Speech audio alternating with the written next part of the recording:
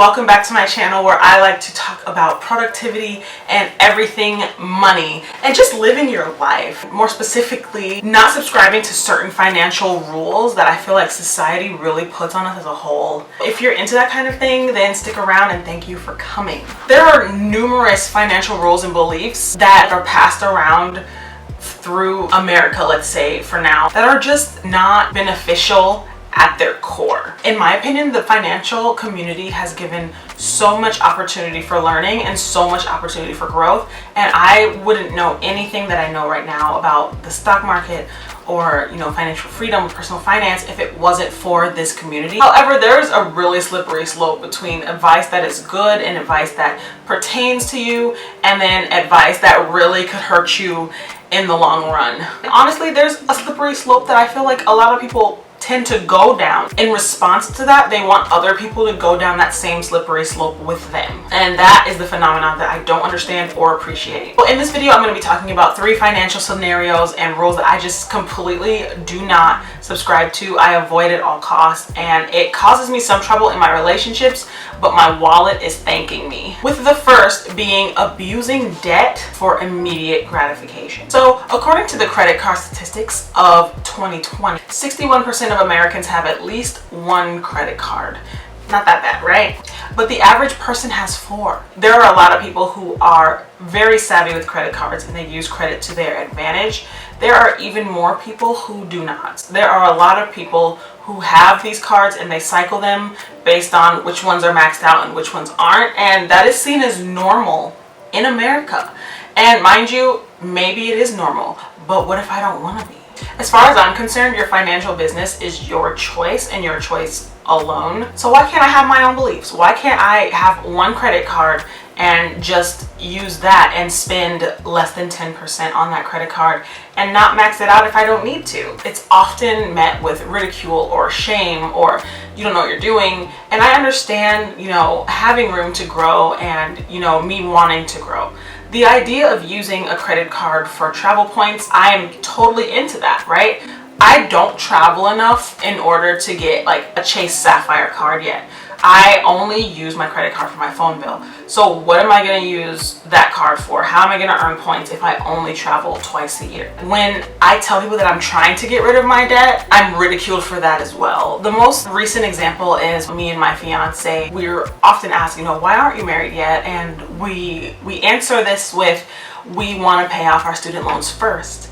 And usually when we say that, we're met with, not all debt is bad debt, or why are you waiting, you're always going to have student loans anyway, or a laugh, a scoff, and you're actually paying those off. To which I say yes. Financial rule number 2 that I do not subscribe to, it makes me so mad. It makes me so mad. And that is the starter home.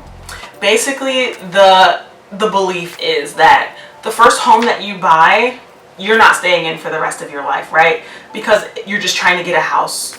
And then when you find the house that you like, or you stay in this home and you save up for a house that you want to raise a family in, that's when you move into the big boy house or the big girl house. A lot of people move around 3 or 4 times actually before they stay in their house of choice, and that's completely fine. What's not fine is pressuring people who are renting to buy a house and then using the excuse that it's just a starter home. Why don't you do it? Why would you take out a mortgage because a friend told you to?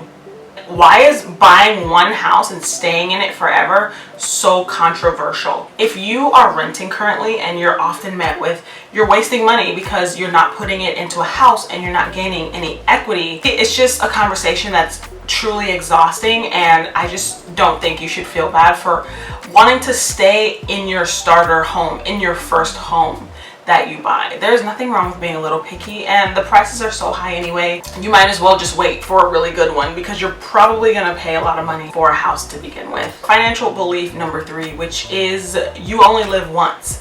Basically, you're only young for so long, your money doesn't go with you when you die, so you might as well spend it. This is chaotic. The thought of just spending all my money because I'm only going to be young once, I'm only going to be this young today, I can't fathom that. If you are, you only live once-ing and, you know, spending your money the way you want.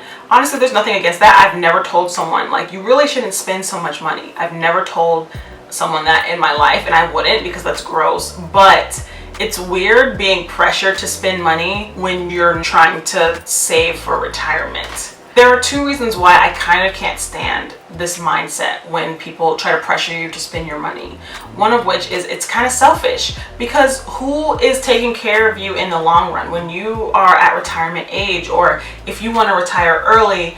Is your friend or the people you're pressuring you into spending the money, are they going to help you retire early and reach your goal? No, that's contradicting your goal.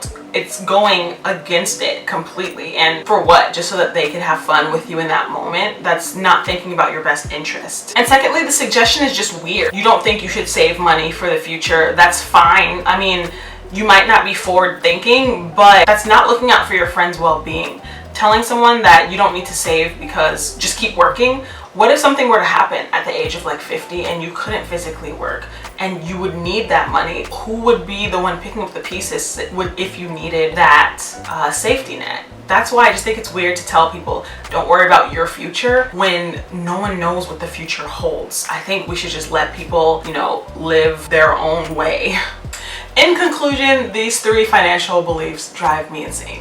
But in all seriousness, I wouldn't normally have an opinion on other people's finances because it's just really uncomfortable. I would say talking about money is a good thing, and we should get more into talking about money. But telling people what to do with theirs when they don't ask you, telling people that they need to buy a home, that they need to buy a car, that they need to purchase a big purchase, or that they need to get a credit card, those are life decisions that I just feel like people shouldn't step into if not asked or invited.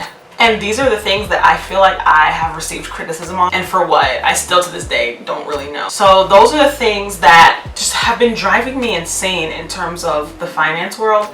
And I know, as always, that there's way more than just these three. So you guys, let me know how some of your peers are pressuring you financially, or if that's even happening. And also, how are you combating that, and how do you go about your day getting around those uncomfortable conversations? As always, I am completely interested in hearing what you guys have to say about it, and I will be in the comments below interacting with you.